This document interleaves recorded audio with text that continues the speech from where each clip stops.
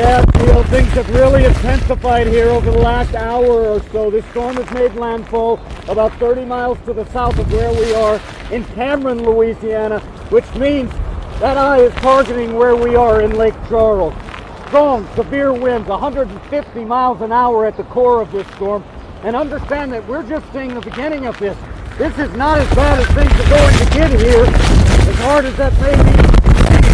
We're also seeing the rain pick up dramatically here, and there's that storm surge you talked about, a 20-foot wall of water as we get another strong gust here. 20-foot wall of water pushing inland as much as 30 miles. It's going to cause catastrophic damage along the coast, and it is going to be rough here as well for the next several hours as that eye wall makes its way across this area, Lake Charles. That's when we'll see the most severe conditions. That's still hours away. And understand, this is a massive storm, a Category 4. It is, in fact, the most powerful storm they've seen in this region. And it's a region that deals with hurricanes on a pretty regular basis here. Yeah. Muito bem, pessoal. Bom dia a todos. Desculpem pelo horário da postagem do vídeo, tá? As coisas estão corridas. Eu comecei essa videoaula com a imagem, né, com a reportagem do repórter lá dos Estados Unidos, porque eles estão novamente agora enfrentando um furacão. A região ali sul, né, dos Estados Unidos, que sofreu com o furacão Katrina há 15 anos atrás, se eu não me engano, agora volta a enfrentar um novo furacão que já tocou o solo. É um furacão de características muito agressivas. Ele está na categoria 4, podem ver ali, ó, vai atingir ali New Orleans, né, Tallahassee, Lake Charles, Houston, a Louisiana toda ali, né, todo o sul dos Estados Unidos. Ele está chegando agora lá, ele vai cruzar ali os Estados Unidos e vai sair lá em cima em Nova York, tá? Então esse furacão aí está assustando.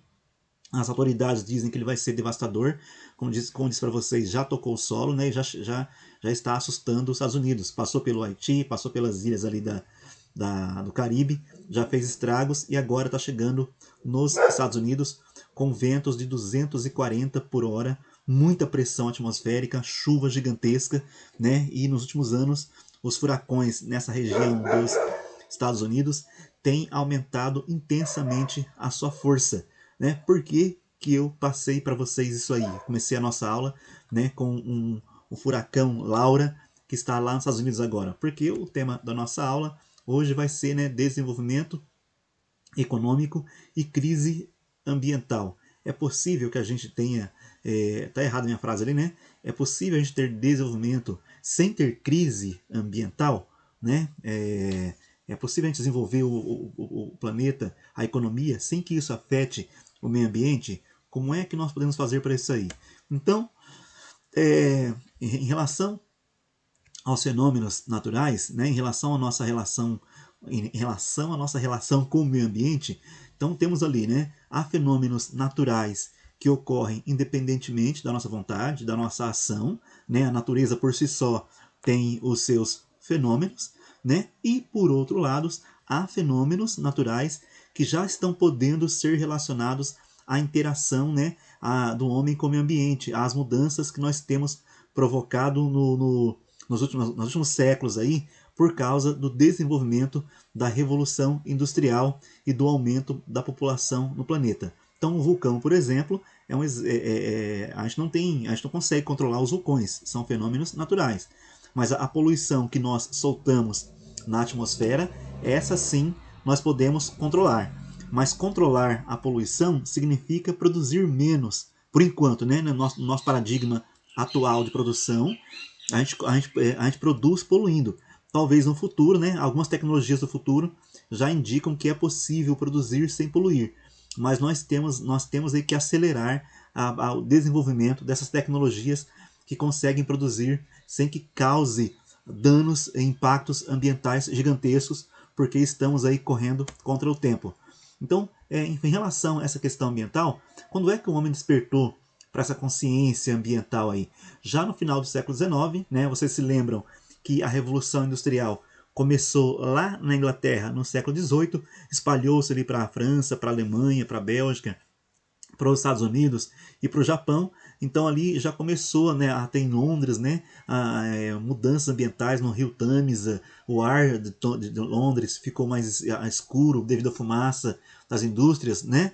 Mas a situação, até então, quando estava começando a Revolução Industrial, o homem não tinha, e era só na Inglaterra, só em uma parte da Europa que havia indústrias. Então essa poluição ela não tinha impactos ambientais globais, né? Eram impactos locais ali nos territórios, nos países onde havia indústria. Mas a situação ficou mais séria, né?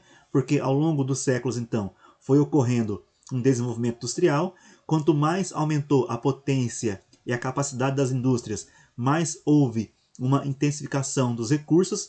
O crescimento das cidades e da população levou a um aumento do uso dos recursos, e, né, que exigiu mais indústria, e aí houve um impacto no ecossistema. E aí as indústrias continuam se desenvolvendo e continuam gerando um impacto. Então estamos aí num ciclo vicioso. Só que o ecossistema ele tem um limite. E parece que os nossos gostos, eles são, né, as nossas necessidades, elas parecem não ter limites. Mas o ecossistema ele tem um limite e parece que ele está chegando a esse limite. Então a questão ambiental, a maneira como nós lidamos com o meio ambiente, tem se tornado tema de preocupação em boa parte do mundo atualmente devido ao momento em que nós estamos, né? Porque a questão ambiental saiu de ser apenas uma questão ambiental, né, para ser uma crise ambiental. Recentemente, nas décadas de 60 e 70, o homem passa a perceber que ele é um interventor, né, que ele começa a intervir na dinâmica ambiental do planeta, né? A forma como o homem estava utilizando, então, né, os recursos naturais e como o homem se apropriava da natureza e como se apropria da natureza, né, está então causando grandes impactos na natureza. Então, a partir da década de 60 e 70, o homem precisou entender como é que ele está usando o meio ambiente, como é que ele tem se apropriado, para ele poder rever tecnologias, né, e meios de como usar o meio ambiente sem que isso cause impactos sociais, sem que isso prejudique a humanidade. É por isso então que em sociologia nós também estudamos essa questão.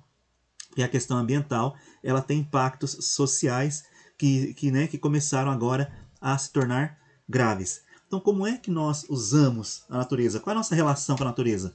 A nossa relação é de produzir, né, em cima dela e de consumir aquilo que ela tem. Né? Então, a gente faz lá atividades extrativistas de ouro, de uma série de coisas, né, de minerais preciosos, de ferro, ok? E aí então a gente vai lá e faz um buraco, faz minas, né, a gente causa impactos ambientais.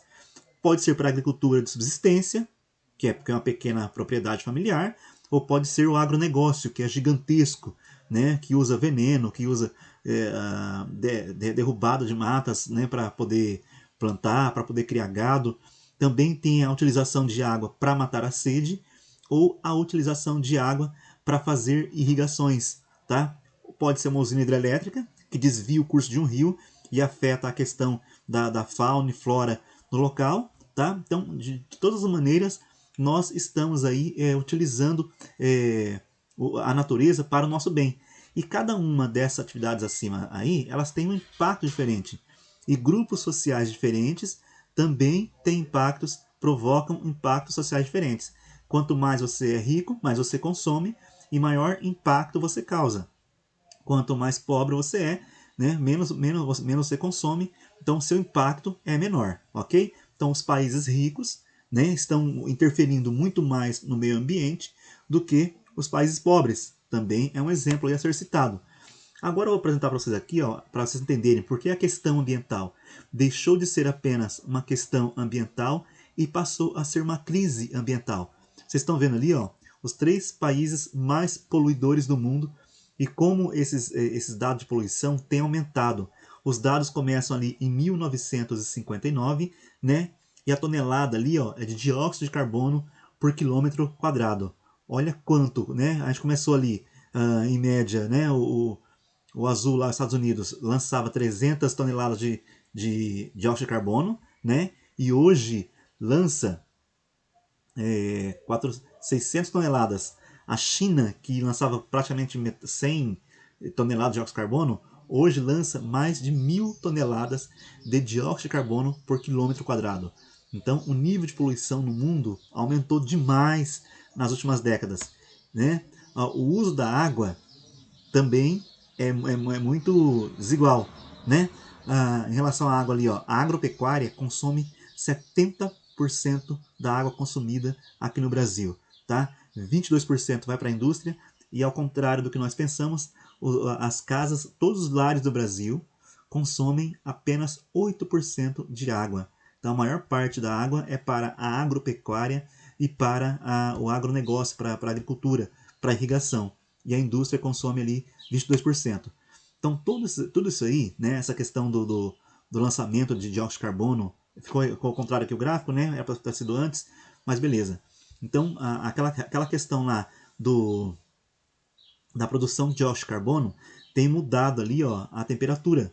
Percebam só, né, como que ela era lá no século XIX, quando começou ali a Revolução Industrial, e como estamos agora, o dado ali até 2018, né? A temperatura aumentou 1,2 graus, tá?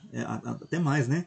Até 1,2 graus a temperatura aumentou nos últimos anos aí. Então isso tem sido preocupante, porque cada décimo de grau que sobe aí, existem impactos diferentes na natureza, e esses impactos na natureza refletem na questão social também, na questão humana.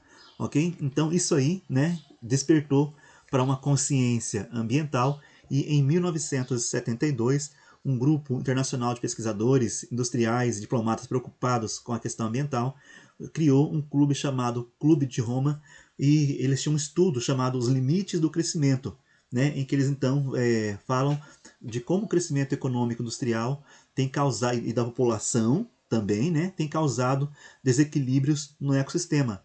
E para resolver esse problema do impacto ambiental, esse clube aí, no seu estudo, né, o limite do crescimento, propôs o crescimento zero para evitar esse colapso ambiental. Mas é possível você não crescer? Porque não crescer significa não gerar emprego. Então você tem outro impacto, que é a questão social do desemprego, que também tem problemas sociais, que são problemas sociais gravíssimos. Então esse estudo aí pregava paralisar esse crescimento, né, para evitar que a gente esgote os recursos naturais. Foi em 72. Quase nada foi feito e nós continuamos ainda, né, utilizando a terra. Então, ainda em 72, houve agora uma conferência lá em Estocolmo, na Suécia, desta vez agora organizado pelas Nações Unidas, que também culpou a industrialização e a explosão demográfica pelo crescimento dos problemas ambientais. Tá? Então, nas décadas de 80 ali, nós tivemos algumas catástrofes ambientais, e essas catástrofes ambientais começaram a ser locais, mas as consequências delas estão se tornando globais. Tá? Então, nós estamos começando a afetar demais o planeta. Em 1992, teve a Eco 92, e em 2020, de novo, uma reunião dos líderes do mundo, né, aqui no Rio de Janeiro, que o Brasil é um país ali tido como, né, importante na questão ambiental. Então, novamente, eles foram discutir, e qual é o dilema de novo? É como diminuir a pobreza, promover justiça social e, ao mesmo tempo, assegurar, né, que os ecossistemas estejam protegidos. Então, esse é o dilema que nós temos enfrentado até agora. E a única maneira de você poder enfrentar esse problema é você, então, né, mudando as formas de exploração, desenvolvendo aí novas tecnologias que não afetem tanto o meio ambiente. Ok? Nós estamos começando, né? A Alemanha tem sido um país que muito bom nessa questão de produzir tecnologias verdes. A Alemanha desativou todas as suas usinas nucleares e tem começado a gerar energia elétrica, por exemplo, através dos painéis solares. Os carros alemães já estão deixando de usar combustível fóssil para usar motores elétricos. Então a situação está começando a mudar, e a Alemanha parece a ser um exemplo disso aí. Pesquisem para vocês verem como que a Alemanha está muito à frente na questão agora de produção de energia verde. Eu vou encerrar essa aula de hoje então com o relógio do juízo final. Os cientistas, né, dizem que os impactos que nós estamos causando no mundo estão levando a raça humana para o seu fim, né? E de vez em quando eles pegam e levam o relógio ali, ó, para próximo da meia-noite. tá? Então, o ano passado, ou começo desse ano, eles moveram um pouquinho mais o relógio ali, né? Então, estamos quase chegando perto da meia-noite, que é o nosso juízo final. Vamos torcer para que a gente consiga reverter a situação antes que isso piore. Tá, gente? Beleza? Então, a aula de hoje é isso. Semana que vem é a nossa prova. Atentem-se, né? Que a prova vai estar disponível só no dia, de manhã eu posto e à tarde eu fecho ela. Beleza, gente? Obrigado. Até a próxima. Valeu.